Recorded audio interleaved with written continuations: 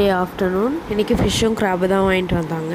ஒரு சிம்பிளான கிராப் மசாலா எப்படி பண்ணலான்னு பார்க்கலாம் வாங்க. தேங்காய், மிளகு, சீரகம், சோம்பு, பூண்டு, ஒரு வெங்காயம், தக்காளி, பச்சை மிளகாய் போட்டு அரைச்சி பேஸ்ட்டாக எடுத்துக்கலாம். நல்லா வாஷ் பண்ணி எடுத்துகிட்டு அதில் மஞ்சள்தூள், மிளகாத்தூள், மல்லித்தூள், நம்ம அரைச்சி வச்சுருக்க பேஸ்ட்டை ஆட் பண்ணிக்கலாம். தேவையான அளவு உப்பு ஆட் பண்ணிவிட்டு நல்லா மிக்ஸ் பண்ணி விட்டுக்கலாம். இது ஒரு 10 to 15 மினிட்ஸ் கிட்ட நல்லா ஊறட்டும்.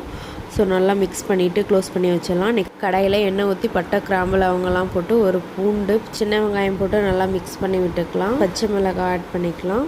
கருவேப்பிலை ஆட் பண்ணி வதக்கி விட்டுட்டு ஒரு வெங்காயம், தக்காளி ஆட் பண்ணி நல்லா மிக்ஸ் பண்ணி விட்டுக்கலாம். அதுக்கப்புறம் நம்ம அரைச்ச பேஸ்ட் ஆட் பண்ணிக்கலாம். ஆட் பண்ணிவிட்டு அதிலே ஒரு அரை கிளாஸ் தண்ணி ஊற்றிட்டு நல்லா பண்ணிவிட்டு மூடி வச்சலாம். உங்களுக்கு எந்த அளவுக்கு கிரேவி வேணுமோ அதுக்கேற்ற மாதிரி தண்ணி ஊற்றிக்கோங்க.